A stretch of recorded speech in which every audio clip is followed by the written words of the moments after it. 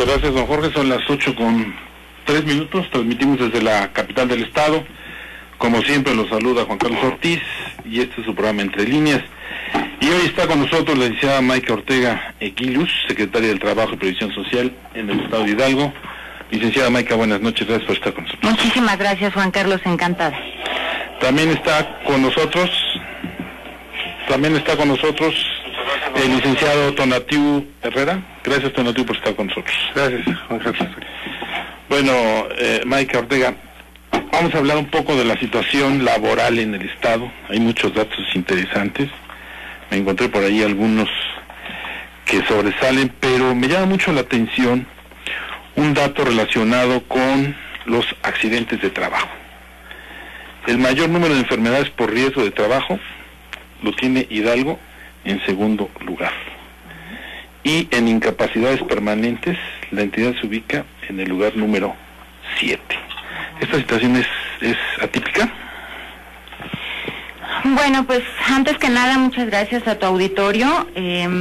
Comentarte que no es que sea precisamente atípica. La Secretaría tiene un área en donde se vincula homogéneamente con la Secretaría Federal. Realmente, de acuerdo a la ley, la Secretaría Federal es la que se encarga de las inspecciones en riesgos de trabajo, obviamente en las empresas pues grandes, paraestatales, y que tienen obviamente índole de recurso o aplicación de recurso federal. Y el Estado hace inspecciones en materia de seguridad e higiene también. Y lo que hacemos o lo que estamos haciendo en este primer año de gobierno es llamar a las empresas, a los empresarios a tener mayor vigilancia y además tener patrones de prevención. Entonces, bueno, los datos que tú comentas efectivamente son muy interesantes. Sin embargo, yo quiero decirte que lo que le toca a la Secretaría del Trabajo en el tema de inspecciones a empresas, pues nos ha permitido vigilar muy de cerca, pero además prevenir. Lo que nosotros hacemos es visitar. Nosotros hemos hecho iniciando el año, en este corte de los primeros 6 meses, hemos inspeccionado 81 empresas. Y de estas 81 empresas quiero decirte que afortunadamente no hemos encontrado focos rojos. Hacemos 3 visitas preventivas y la siguiente ya es la inspección, lo que ha ocasionado que la cultura laboral en este tipo de temas álgidos para los trabajadores sean reconvertidos a temas, insisto, preventivos. Entonces, bueno, pues yo con gusto te puedo decir que afortunadamente en estas visitas no ha habido nada. Sin embargo, las inspecciones que tiene la Secretaría Federal, entiendo yo que sí han ocurrido, inclusive algunas muertes, y no quiere decir que sea culpa de la Secretaría Federal, sin embargo, son temas que efectivamente el patrón tiene que cuidar en los temas de seguridad e higiene. Bueno, tengo este dato que de cada 100 trabajadores, 3.8 sufre un incidente laboral. De ahí que Hidalgo se encuentre como la segunda entidad con mayor número de enfermedades por riesgo de trabajo y de incapacidades permanentes en la entidad. Es un dato que además cuesta mucho, no solamente al patrón, sino al mismo Estado. Y yo también quisiera hacer aquí una reflexión en el tema, no solamente es empresas, yo creo que en cualquier área laboral tenemos el tema de la salud, no tenemos las obligaciones que debe de tener inclusive las oficinas en el tema de iluminación, por ejemplo.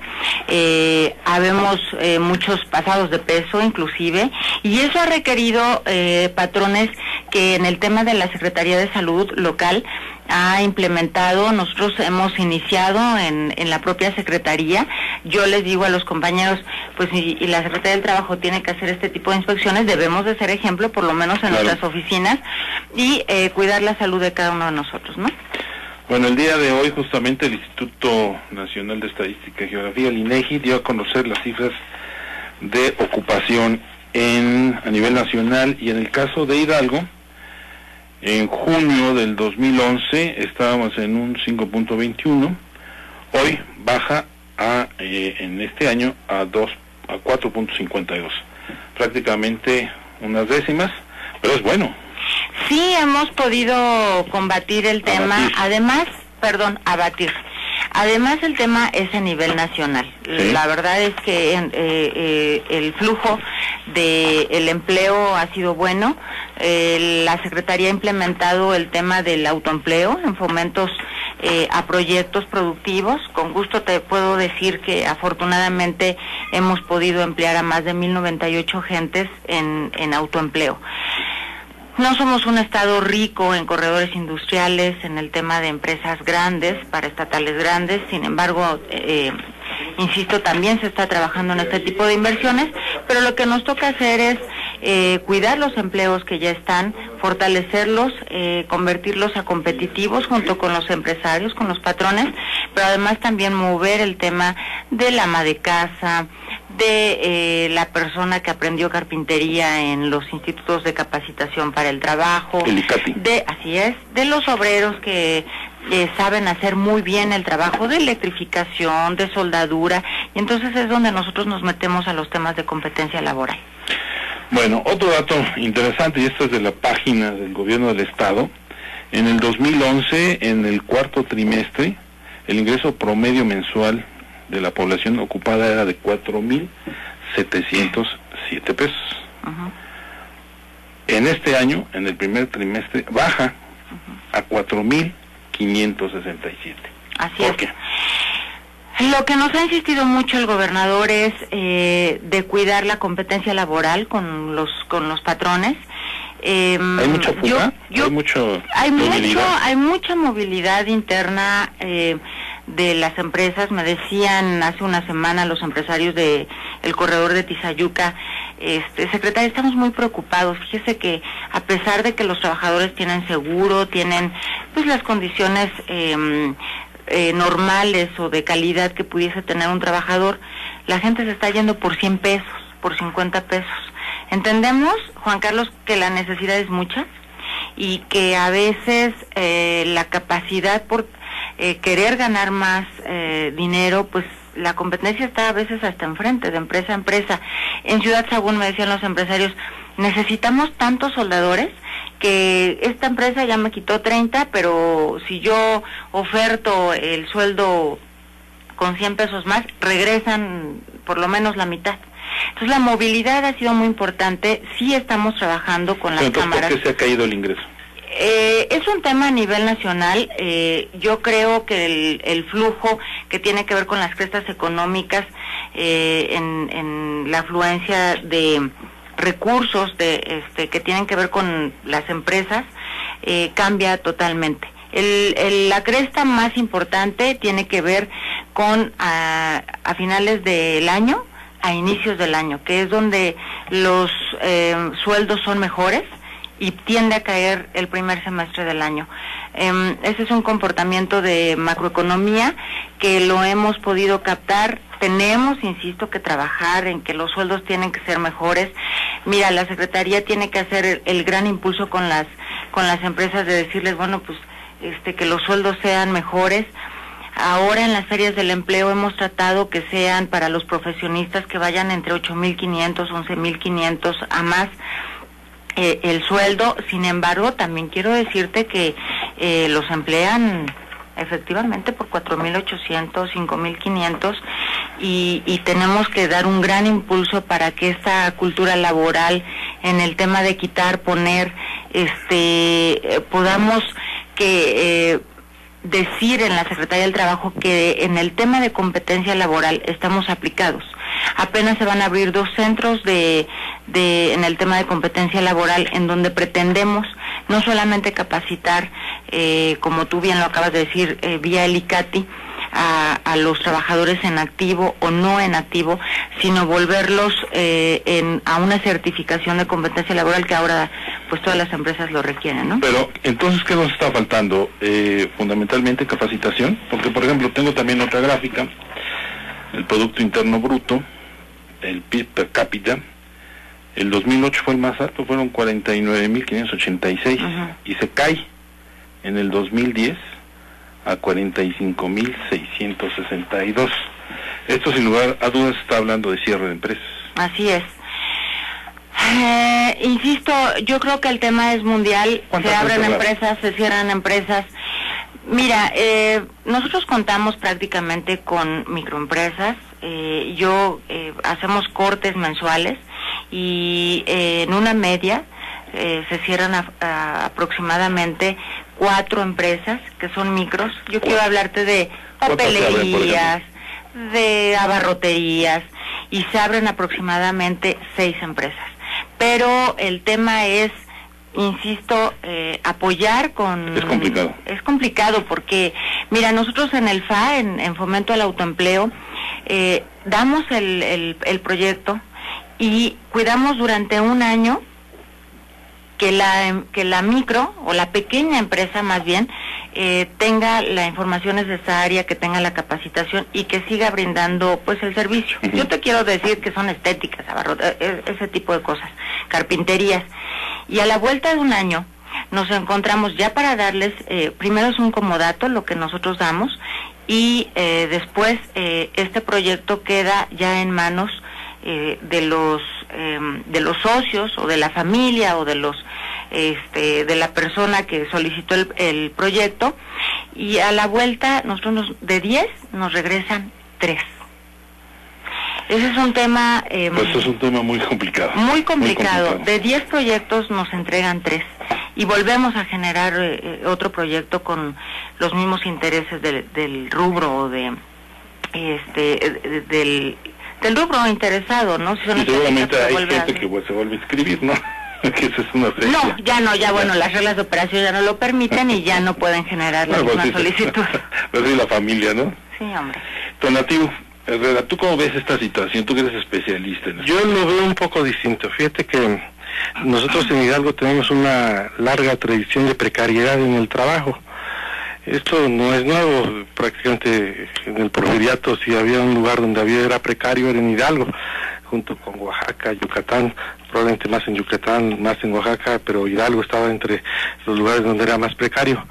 Después de la revolución, ciertamente las cosas mejoraron en el país, pero hemos tenido siempre esta precariedad. ¿Qué es la precariedad, no? Nosotros podemos ver bajos niveles salariales, ¿no? También pocas prestaciones. Y esto tiene sus diferencias en las regiones. Hay lugares donde está el peor tipo de trabajo que actualmente existe en la industria, que es el de la maquila en la casa, ¿no? El input-output que le llaman los gringos, ¿no? Que básicamente es una maquila que alguien cose en su casa, corta, pero ni siquiera lo hace en un lugar de trabajo y solamente le pagan unos cuantos centavos, ¿no? Ahí en ese sentido es una maquila para el vestido que es competitiva con los chinos. Eso ya habla del asunto porque ha sobrevivido en un ambiente en el cual se han abierto las fronteras irracionalmente. Este tipo de maquila, por ejemplo, lo podemos ver en Zacualtipán, en algunas colonias de Pachuca. Nos habla de una precariedad terrible, ¿no? Lo podemos medir también porque este índice de desocupación lo que mide es quiénes están desempleados, pero en México se les piden muchos requisitos para ser desempleados. Si uno se descuida, ¿no?, deja de estar entre ese 6 a 5%, y por supuesto es muy engañoso. Por ejemplo, Hidalgo está en estos rangos, pero Guerrero tiene una tasa de desocupación menor, 2%, 3%. Fíjate que justamente acabas de tocar un tema muy interesante. Esto del INEGI habla, por ejemplo, que en el 2012, en junio, la tasa bajó, en el caso de Guerrero, de 2.37 a 1.64, y es uno de los estados con muchos rezagos. Lo mismo pasa con Oaxaca, de 2.36 a 2.33. Eso es lo que mide por construcción. Claro. Nosotros tendríamos una tasa de desocupación menor que la que tienen los españoles. Ciertamente ellos tienen una crisis, pero no comparable en su intensidad con lo que vivimos aquí. ¿Por qué aparece Guerrero, siendo que tiene una estructura agraria mucho más importante que el propio Estado y es más precario? Bueno, ocurre porque no estamos midiendo, hay que mostrar también esta precariedad, el subempleo, por supuesto la falta de prestaciones, y simplemente el dato para Hidalgo es que tenemos el 61% de los trabajadores no tiene prestaciones. Hay prácticamente otro 10% que tiene prestaciones, pero mal, ¿no? Y solamente un 20% que pues tiene, que puede presumir, porque sí es un privilegio en este estado, ¿no?, 2 de cada 10 trabajadores que tengan las prestaciones que marca la ley. Eso nos habla de la precariedad, y eso lo que nos abre la pregunta es cuál es el papel que debe tener el Estado frente a esta disputa de este problema, y qué es lo que se puede hacer, ¿no? Bueno, vamos a ir a una pausa, pero ahorita que regresemos también voy a comentar algún asunto del Instituto Mexicano del Seguro Social. Vamos a una pausa y regresamos, por favor. Bueno, ya regresamos con este asunto del empleo y del trabajo. Estamos hablando de cómo está la situación en el Estado. De acuerdo a estadísticas del gobierno estatal, la población económicamente activa es de 1.087.000 personas. Actualmente la entidad tiene 2.732.000 habitantes, prácticamente un poquito menos de la mitad trabaja. Pero si nos vamos, al número de personas que están aseguradas, estamos hablando de 180.000. Es una cifra muy baja. Pero yo quería comentar algo del Seguro Social. Resulta que el Seguro Social utiliza a personas, los contrata, se llaman eventuales, por 30 días, para notificar a las empresas cualquier asunto de tipo laboral o relacionado con el Infonavit. Pero el mismo Seguro Social no les paga o no los tiene en la nómina con sus prestaciones. Es un contrasentido. Maika. Sí, claro que sí. Nos hemos encontrado, yo conozco muchos casos. Sí. Mira, yo creo que todo esto tiene que ver con parte de la reforma laboral que debe y urge establecerse en el país. Los números que comentas de 1.087.000 de la población económicamente activa y que la mitad solamente tiene empleo, bueno, los números que nos decía Tonatiuh también aquí en el primer corte, pues tienen que ver también con el crecimiento del empleo informal. Y eso se ha dado mucho en el Estado, entra mucho el outsourcing, donde efectivamente te contratan, nosotros supervisamos y checamos que el contrato está bien, pero es por un mes, y de nuevo te vuelven a generar el contrato y vas por otro mes, pero anteriormente el mínimo era en 6 meses. Pero ¿por qué el mismo Seguro Social propicia esta práctica? Es decir, el Seguro Social como patrón está haciendo esto. ¿No es absurdo? Bueno, sí, y además si ya me vuelvo en crítica como ustedes, hay muchas... digo, es un contrasentido, ¿no? Yo creo que aquí tenemos muchos contrasentidos a lo mejor, ¿no? Y más en el Estado de Hidalgo. Por ejemplo, a mí me parece que algo que sería importante es de que la política laboral no la viéramos por una parte marginal. Y yo quiero aquí ser lo más tranquilo, pero hay que plantear lo que es tal cual, ¿no? Nosotros tenemos un empleo que es estructural y otro que es friccional.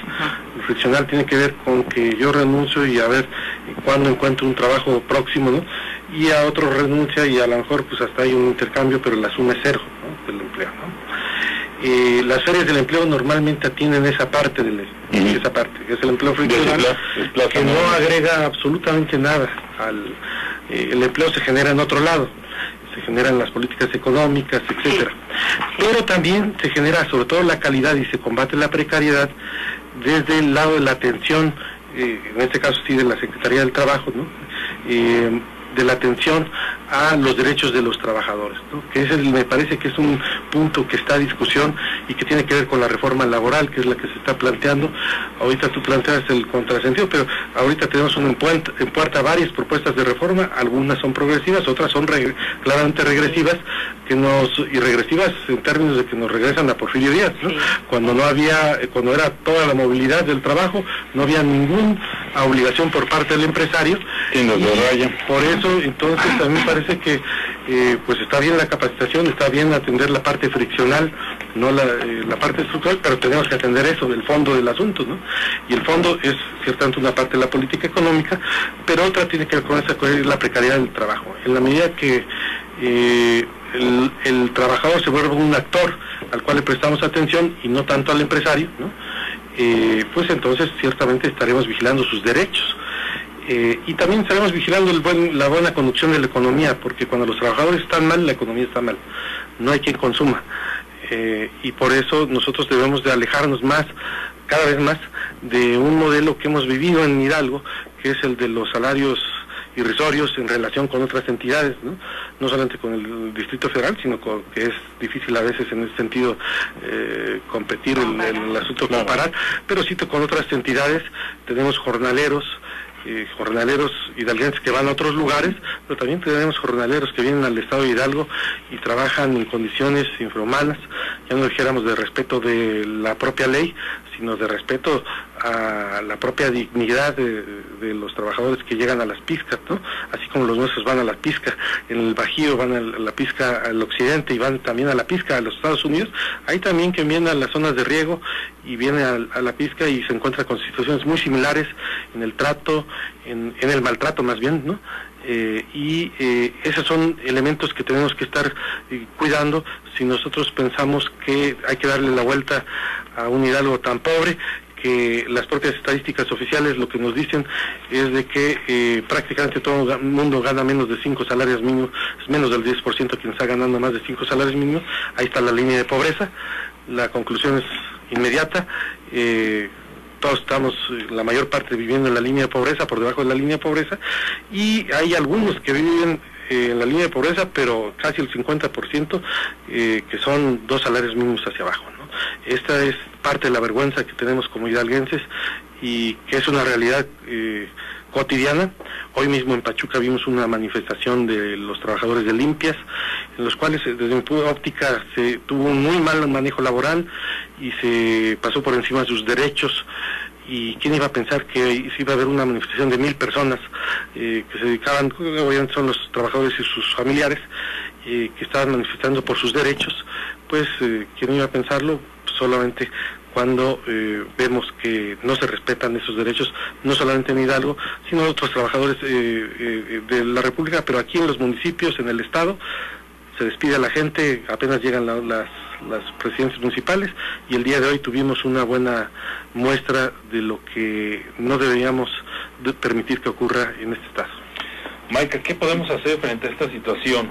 ¿De qué manera la Secretaría del Trabajo y Previsión Social en el estado de Hidalgo, al margen de las reformas laborales que se requieren, cómo poder atacar, cómo poder disminuir, cómo poder coadyuvar a darle solución a esta situación? Yo me voy a permitir hablar desde la índole institucional. Ya. Y quiero comentarles que lo que dice Tonatiuh sí es cierto, efectivamente es cierto, las condiciones de pobreza en el estado son lamentables, que se está trabajando, insisto, en proyectos de autoempleo. Es muy difícil llevar una empresa a Tlahuiltepa, por ejemplo, a Juárez, donde no tenemos ni siquiera los caminos acomodados como para poderle decir a una empresa, mira, ven, aquí está una tierra fértil, que son fértiles, que es lo peor de todo, pero tenemos que trabajar mucho en varios frentes. Infraestructura para las comunidades más lejanas en el tema de dispersión, insisto, en capacitación, y además la Secretaría tiene que buscar el equilibrio entre el patrón y los trabajadores. Efectivamente, Tonatiuh toca algo muy importante en donde a veces nos puede interesar más la empresa o el patrón y dejamos de lado a la clase trabajadora. En esta cultura laboral, que así le hemos llamado y que así lo ha fortalecido el gobernador, lo que tratamos es buscar esos equilibrios. En el tema de las demandas a los sindicatos, Tonatiuh, por cambio de ayuntamientos, más bien de presidencias o de presidentes municipales con la clase de base, trabajamos muy fuerte desde el inicio con el tema de talleres, en el tema de derecho burocrático. Tuvimos asistencia del 80% de los presidentes municipales entrantes, y eso nos ayudó a contar con muchas menos demandas de la clase trabajadora, de incitar siempre a la parte de la conciliación, y hemos podido recaudar afortunadamente para la clase trabajadora más de 80 millones de pesos en el tema de demandas laborales. Y las demandas que se han establecido han sido alrededor de unas 318 demandas, y lo demás ha sido conciliación. Entonces, este tema de negociación entre... ¿Es alto? ¿318? No. Es bajo. Sí, la estadística de años anteriores, de trienio, no, de la misma, del mismo estado en trienios anteriores es baja, pero además lo más importante es que los presidentes, algunos presidentes, han aprendido que el tema al derecho laboral tiene que ser cubierto, así como una obra que hace falta en el municipio. Y resulta inclusive más barato porque es más fácil capitarlos. Bueno, nos encontramos laudos de 2006, de 2007. Que luego les pega a las propias presidencias. Laudos de $1 millón. Lo heredan a sus sucesores, ¿no? Y se habían acostumbrado, Tonati, a hacer eso. Pero a mí me parece que... Vamos a una pausa, si nos permiten, vamos a una pausa y regresamos, por favor. Bueno, ya regresamos. Juicios laborales, tan solo en lo que es el aspecto de las presidencias municipales, 318, Maica, nos estabas informando de este dato en este cambio de estas nuevas presidencias. Pero comparativamente con otros, hace 6 años, por ejemplo. Hace 6 años, bueno, yo antes del corte decía que nos hemos encontrado laudos, nos encontramos desde el 2006, 2007, en donde pasaban presidentes, pasaban trienios y no pasaba nada. Según la estadística, nosotros hemos estado afortunadamente abajo del 60% de lo que se marcaba en los trienios pasados.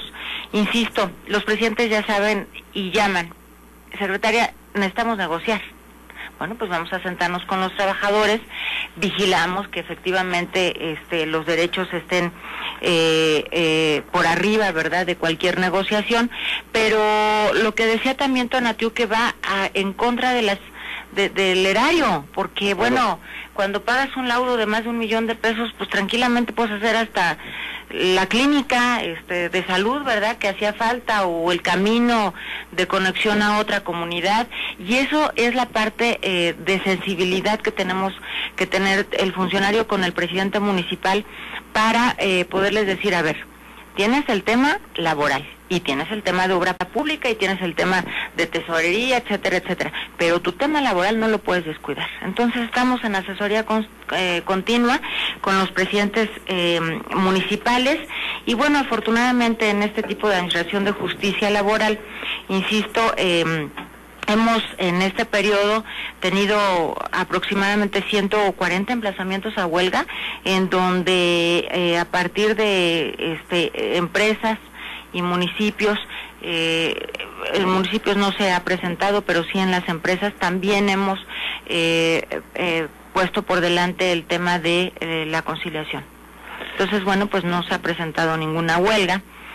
23 años, ¿no? No, 23 años. En varios años, y a lo mejor yo no lo pondría como una buena, como una palomita. Como un síntoma. Sí, a mí me parece que es síntoma de lo contrario.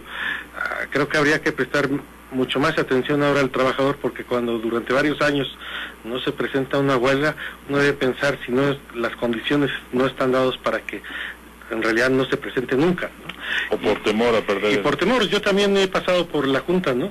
Y me parece que es un calvario, ¿no? Que hay que continuar. Algunos continúan y ganan después de varios años, pero después de varios años en los cuales les pagan salarios caídos, y en efecto es un pago final que puede ser oneroso, pero la gran mayoría pues simplemente se desiste, ¿no? Busca un trabajo, estamos en unas condiciones precarias, como platicábamos, y la pobreza lo que obliga es de que uno tenga que mantener a la familia la próxima semana, y no puede continuar permanentemente en un pleito, ¿no?, en el cual generalmente está solo. Hasta un tren, entonces el hecho de no tener huelgas cero durante varios años, que esa es la divisa del Estado, me parece que indica lo contrario, ¿no?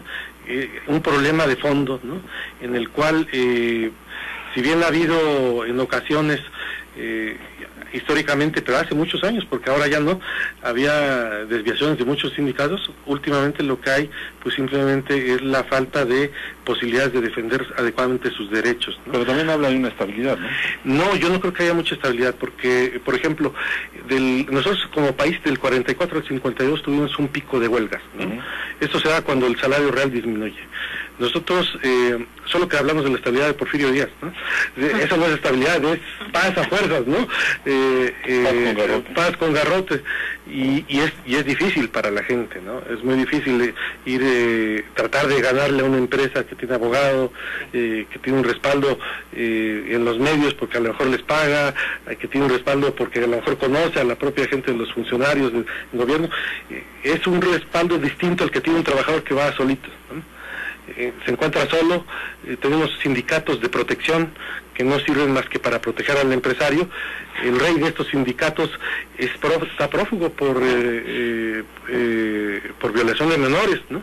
Y sin embargo sigue siendo el titular de muchos de esos sindicatos, que algunos están en el propio estado de Hidalgo. Y también tenemos el caso de que tenemos dos mundos laborales, dos tipos de sindicatos, ¿no? Los grandes sindicatos de rama, que se construyeron de los 50 a los 70 más o menos, que a veces se defienden bien, están más organizados, y todos los pequeños, ¿no? Que están a la buena de Dios, y Dios parece ser que está muy lejos de México, como decía también Porfirio Díaz, ya que lo hemos mencionado. Tan lejos de... Bueno, hay una pregunta, el señor Ruiz dice, ¿cuál es la razón? Ojalá nos los pudieras responder, Maica. Dice, ¿cuál es la razón por qué el IMSS requiere a los patrones? Seguramente él es patrón. Tiene un asegurado que cotiza 100 pesos diarios de sueldo, pero el seguro le exige una modificación de salario. Si está cotizando arriba del salario mínimo, ¿con qué facultades exige el Seguro Social un incremento? ¿Tú tienes algún dato? Nosotros no hemos tenido estas quejas, señor Ruiz. Sin embargo, se han suscitado alrededor de 3,000 asesorías que se han dado en el tema de la Procuraduría de la Defensa del Trabajo. Sí es socorrida. Tonatiuh decía, bueno, a veces los trabajadores se encuentran solos, es correcto, y nosotros hemos puesto hasta mesas independientes o especiales, inclusive para las mujeres trabajadoras, Tonatiuh, en donde nos hemos encontrado que el patrón efectivamente no respeta... Perdón, no soy feminista, pero a veces las cuestiones de género en los trabajos sí se deben de separar. Y contestándole al señor Ruiz, nos hemos encontrado con esta anomalía.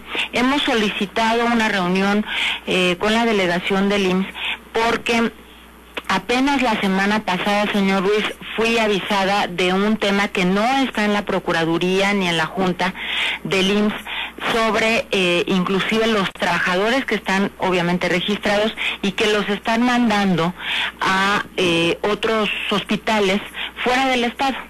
Lo que quiere decir que es un poco más de anomalías que hay, porque el patrón es el que también tiene que gastar para trasladar si se enferma de cualquier cosa, el trabajador, los tienen que trasladar al Estado de México y no están siendo aceptados aquí. No, hombre, por sus citas normales, no aquí. ¿Por qué? Pues porque están cerca de Sahagún, están cerca de Tizayuca, y entonces los mandan a otros hospitales. Esa es la única queja que tuve la semana pasada, insisto, no en Procuraduría, no en ninguna demanda en contra del instituto, pero estamos, insisto, solicitando reunión para saber cuáles son los esquemas ahora de organización con este tipo de cosas. Pero de esa pregunta, el IMSS lo que tiene es un tabulador. Sí. Si existe un trabajador que es maquinista, alguien que es operario de una máquina particular, hay un mínimo que se tiene que pagar ahí, y entonces él tiene un tabulador. Si está pagando por debajo de eso, lo que dicen, bueno, es que este trabajador debería ganar otra cosa y por lo tanto cotizar al IMSS con otra cuota. Está en otro rango. Sí. Bueno, vamos a una pausa y regresamos con ustedes, por favor. Ya regresamos. Bueno, en el tema de los conflictos laborales, ¿cuántos se han presentado en lo que va de este año y el año pasado, Maica? Tenemos, les decía yo, que 2,953 asesorías, para ser exacta, en el tema de derechos de los trabajadores. Cuando hablas de asesoría, significa que hay pleito. Que no precisamente que hay pleito, el trabajador se acerca para saber, me van a finiquitar, ¿cuánto tengo que recibir? Y entonces la Procuraduría empieza a hacer las cuentas con diferentes documentos y contratos del trabajador. ¿De estos cuántos se van a juicio laboral? De estos hemos tenido el 70% de conciliaciones entre trabajadores y patrones realizadas, que quiere decir que nos hemos incrementado más del 9%. Entonces, insisto, esto tiene que ver que estamos tratando de privilegiar la plática, la conciliación con el patrón y los trabajadores. Y en el tema de los convenios realizados en los laudos, bueno, previo al laudo obviamente, han sido 1.509 convenios realizados para solucionar conflictos laborales del sector privado. Y en este tema del sector privado hemos podido entregar más de 30 millones de pesos a la clase trabajadora. Entonces, ¿esto es en lo que va de esta administración? Del semestre. Ah, ¿de este semestre? Sí, de enero a la fecha. Okay. Son números bien grandes, si se dan cuenta. Decía Tonatiuh hace rato que ha estado en la Junta y que es un calvario. Sí, es lo que íbamos a hablar. Es un verdadero calvario. Sí. Estamos trabajando en esto, estamos por cambiarnos inclusive de instalaciones, sí, no cabe ni la gente que trabaja y por supuesto que quien nos visita, ya les decía yo a los compañeros, la gente viene con problemas y todavía les damos problemas, ¿no? No hay ni siquiera un lugar para estacionarse. Esos son los cuidados que nos ha encargado el gobernador cuidar. Vamos a meter ISOs. Estamos ahorita en la revisión de los procedimientos, Tonatiuh, prometiendo a la ciudadanía mejorar en todos los sentidos para que el tema sea menos, pues lamentable, ¿no? Insisto, la gente va con el problema laboral, que es dinero, que es empleo, que es sustento de la familia, y todavía llega a la Procuraduría, al Tribunal o a la Junta, pues con un tema de que en 3 meses regrese y vamos a ver ya cómo está su expediente. Estamos por acortar estos procedimientos y insisto en que la calidad del servicio pueda ser lo mejor posible. Tonatiuh, la situación de las personas que llegan a la Junta de Conciliación en ocasiones es hasta desesperada por la falta de información, pero ahí no falta un coyote que los capte y hasta se lleve el 50% de lo que pudiera lograr. Sí, es parte de lo que ocurre. Ojalá hubiera más coyotes para que hubiera más incentivos para que las cosas se corrigieran. Puede sonar raro, pero lo que yo noto más es esta ausencia de apoyo al trabajador, ¿no? Andar en solitario. Los sindicatos no son los mejores, hay algunos que sí, pero una gran parte, como decía, son sindicatos de protección. Estos sindicatos de protección no existen en la realidad, solamente están en el papel. Entonces ellos firman como representantes de los trabajadores y por eso se tienen que ya acomodar a esas circunstancias los trabajadores que llegan. También tenemos el asunto de que en efecto hay pequeñas y microempresas en el Estado, ¿no? Hay algunas cuantas grandes, pero sobre todo lo que tenemos nosotros es que es muy difícil organizarse a ese nivel por parte de los propios trabajadores. Y han sido golpeados, también hay que decirlo, no es algo que esté ajeno a nuestra tradición. Hay que recordar simplemente el Sindicato de Liberación Minera, que fue tan importante para todos los pachuqueños, porque fue un rompimiento con el pasado, con ese pasado tan opresor con los propios mineros, y que sin embargo el sindicato se desarmó desde el propio gobierno federal, ¿no? Y en algo ayudó el propio gobierno estatal. Entonces a mí me parece que esto es una tradición que hay que romper en algún momento. ¿Por qué es importante romperlo? Primero porque es justo, ¿no? Los trabajadores tienen que ser cada vez actores más importantes para las autoridades, para toda la sociedad en general. Y en segundo lugar porque eso tiene sus límites, ¿no?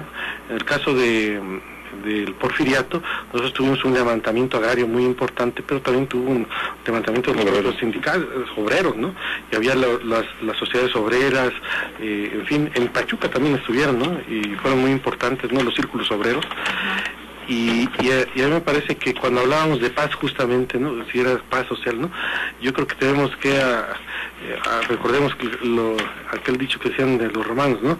Hicieron de la paz un sepulcro, ¿no? Entonces nosotros tenemos que, hicieron un sepulcro y le llamaron paz, ¿no? Entonces nosotros tenemos que tener mucho cuidado con que no podemos llamar a la paz cuando la mitad de la población gana menos de 2 salarios mínimos, ¿no?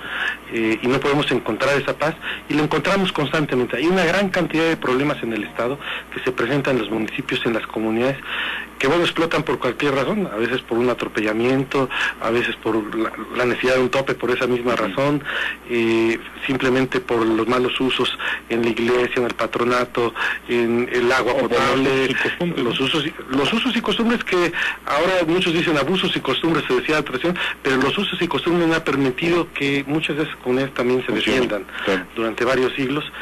Hay que también, acabas de tocar un punto muy importante, ¿no?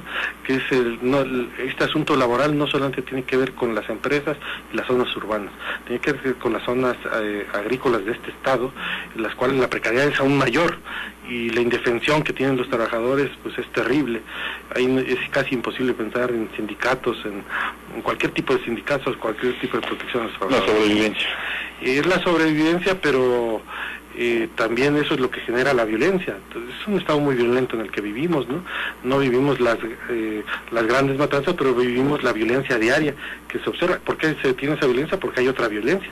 La violencia en el salario, en el estómago, en la familia, en las posibilidades de reproducirnos como seres humanos, que no solamente comer, es también, hay muchísima gente aquí en Pachuca mismo. ¿Por qué el centro histórico sigue siendo tan importante?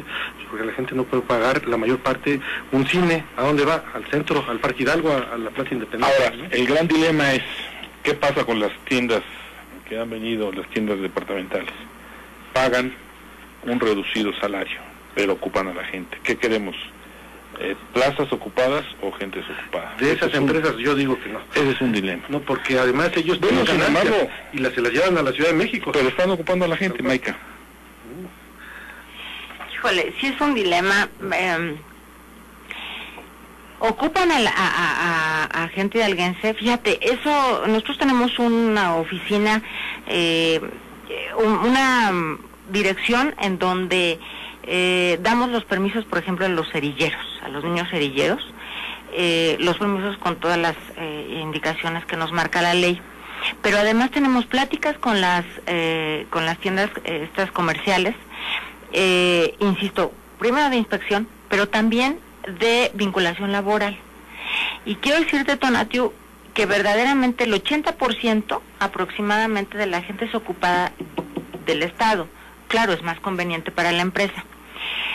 Y dice Tonatiu, pero también se va el dinero para la Ciudad de México o para Monterrey, ¿verdad? Según sea la cadena. Sí, además muchas de ellas están registradas. Ellas pagan impuestos en otro lado. Así es. Y entonces ese es el tema. A ver. ¿Y cuántas quiebran de las chiquitas? Y quiebran las chiquitas, y quiebra el proyecto, los proyectos que hablábamos hace rato de la barrotería, de la tiendita de la calle. Las empresas de familia. Híjole, entonces ese es un tema. Además compiten rudo. Sí, claro. Es decir, llegan, por ejemplo, uno ve la Morelos, había un Oxxo, ya le sumaron otro, se dice que van a poner 3 en una sola colonia, ¿no? Eso nos habla de que están compitiendo rudo, ven dónde está el negocio, dónde está la gente, hacen su estudio, que es difícil que lo hagan luego los propios abarroteros, ahí surge por propia necesidad. Ellos negocian con los proveedores, cosa que no pueden hacer los pequeños abarroteros, y tienen otras prevenciones. Por ejemplo, están los vales, las despensas que pueden cobrarse en estas grandes tiendas, pero no en las pequeñas tiendas. Por eso, una forma de hacerlo, pues ahí se puede hacer política también económica de la buena, a favor de los servicios en Pachuca, ¿no? Para esos comerciantes que han quebrado como José, dirían así, popularmente, ¿no? Maica. Sí, sí, efectivamente, los impuestos no se quedan en el Estado, hay que hacer un gran trabajo de política económica. En ese aspecto, ¿una reforma en el Estado, nada más? No. ¿A nivel fiscal? No, bueno, los Oxxos, ¿en dónde los encuentras, Tonatiu? En todos lados. El Oxxo se encuentra en todos lados. Y entonces... El dueño lo estamos pagando los Oxxos, por cierto, ¿no? La empresa que pone los Oxxos invirtió su dinero en dólares y lo hizo a riesgo. Y el riesgo finalmente no lo pagaron ellos, lo pagamos nosotros, porque cuando se tuvo que reconvertir la deuda a pesos, ¿no? Porque ya estaba complicado, los que lo hicieron fueron el gobierno federal, rescató esa empresa bajo ningún costo, es decir, ellos entraron en riesgo y tuvieron el mejor trato. Las ganancias privadas que tuvieron durante años, cuando tuvo una crisis por esos riesgos que tomaban, ¿no?, a la hora de financiarse, se convirtieron en pérdidas públicas. Bueno, pero ¿qué pasa con las tiendas departamentales, que también es otro conflicto? Y ahora lo que quiere las ciudades o las grandes ciudades, o por lo menos las capitales de los estados, pues es tener tiendas departamentales. O regularlas también.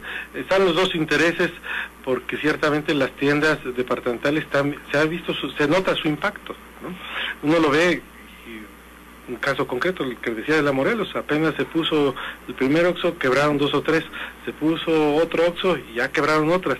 Entonces esta es una cadenita que no para. A mí me parece que el asunto que nosotros tenemos con las tiendas departamentales tiene muchas aristas, ¿no? Ciertamente las condiciones de trabajo tampoco son las óptimas, ¿no? Ahí hay acoso laboral, ¿no? Está comprobado, se ha hecho no en una ocasión, sino en numerosas ocasiones, que han perdido inclusive los juicios contra trabajadores que tuvieron el valor de denunciar y después las ganas y la paciencia, la oportunidad y el consejo para lograr enfrentarse a estas tiendas departamentales. Están acusados no solamente aquí, están acusados en Estados Unidos, ¿no? Estados Unidos, ¿no? Pero tiene y forma parte del desarrollo, entre comillas, de una ciudad. Entonces no es que las defienda, sí hay que buscar el equilibrio entre la inversión estatal, lo que pueda generar el Estado. Por ejemplo, Desarrollo Económico está buscando que los productos hidalguenses sean vendidos dentro de estas empresas, que por eso estoy diciendo que nosotros tenemos que trabajar con cuestiones de calidad, de certificación, para ser competitivos en lo que hacemos o en lo que ya sabemos hacer. Entonces agarramos la mano de obra hidalguense y la convertimos en competitiva. Yo no estoy en contra de estas inversiones, sin embargo, yo creo que tienen que ser necesarias, insisto, forman parte de un desarrollo en donde se puede ver, ay, ya creció Pachuca, ya hay esa tienda, ya, pero sí hay que cuidar el equilibrio entre lo que debe de ser para el Estado y lo que tiene que salir. ¿Hay un costo que pagar? ¿O no necesitamos pagar un costo? Hay un costo altísimo que se ha pagado, por ejemplo, en Pachuca. Cuando se instaló una tienda departamental hace cosa de 3 años, no cumplió con ninguna de las condiciones que se tenían que hacer para un desarrollo de ese tipo.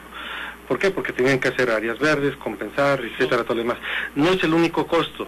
En efecto, probablemente sean necesarias, pero hay que en efecto balancearlo.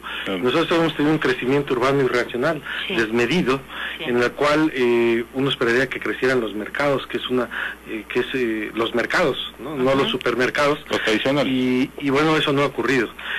La gente lo ha compensado. Tenemos una gran cantidad de tianguis, algunos muy grandes, por ejemplo, en el propio Pachuca, el Rangel de la Providencia, de San Cayetano, etcétera, y es porque precisamente no encuentra salida esta necesidad de la gente en ese tipo de desarrollo de las tiendas departamentales. Además hay que tener cuidado. Hay tiendas departamentales que pretenden ser el eje de la vida comunitaria, lo cual es muy peligroso. En Estados Unidos se ha logrado, ¿no?, el eje de la vida sea un lugar donde solamente puedes ir a comprar, donde no haya libertad de manifestarse, es peligroso.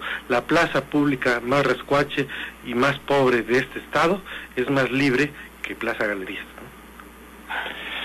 ¿no? Bueno, pues la verdad es que es una situación muy complicada. Pero sí hay costos que pagar, efectivamente. Y debemos de cuidar los equilibrios desde, insisto, la inversión, el equilibrio entre lo que podemos hacer nosotros y meter como hidalguenses, y cuidar efectivamente el equilibrio, digamos que ecológico. Cuando uno sale a una comunidad, lo más bonito es ver un mercado. Pues entonces hay que cuidar los mercados que todavía están en Pachuca, ¿no? Y bueno, los que quieran ir a galerías, como dice Tonatiu, pues ya es cultura también. No, debe existir esa opción. El problema es cuando es el eje de la vida comunitaria. Ese es lo peligroso. Y yo nada más una cosa que sí me gustaría comentar. La mano de obra mexicana es competitiva, eso es lo que se ha encontrado. Trabajamos más que los europeos, más que los gringos, menos que los japoneses. Pero además nos pagan mucho menos. Solamente prácticamente los chinos, que se les paga 20 centavos de dólar la hora, ellos son más competitivos, y hay que tener cuidado. Cuando se habla de competitividad, muchas veces se habla de la tasa salarial, y México es más competitivo que los Estados Unidos, Canadá y Japón. Y aquí nosotros tenemos un sistema muy criticado de educación pública, pero que al final de cuentas permite que haya una serie de competencias básicas en los trabajadores, y de tal forma que la mano de obra es competitiva, la mexicana, en muchos sentidos. Yo creo que también en ese sentido la propia hidalguense, pero habría que cuidar el asunto de la competitividad.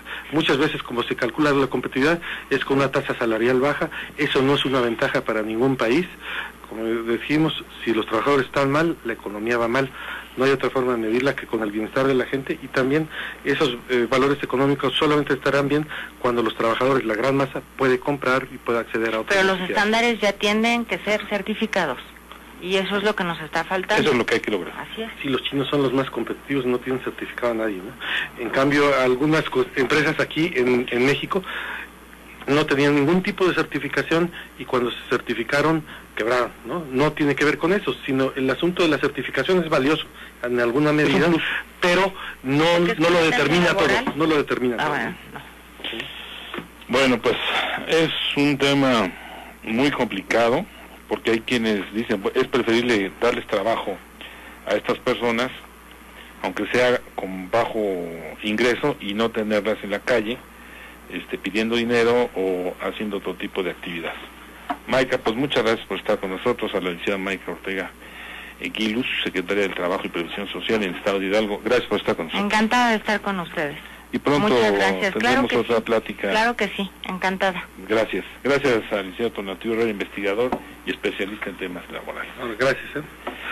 Y gracias también a mis compañeros, a Jorge Martínez aquí en Pachuca, allá en Tulancingo, don Memo Ortega, y asimismo a Jaciel Velasco y Celso García, que hicieron posible la transmisión por internet para televisión. Gracias, buenas noches y gracias nuevamente. Gracias.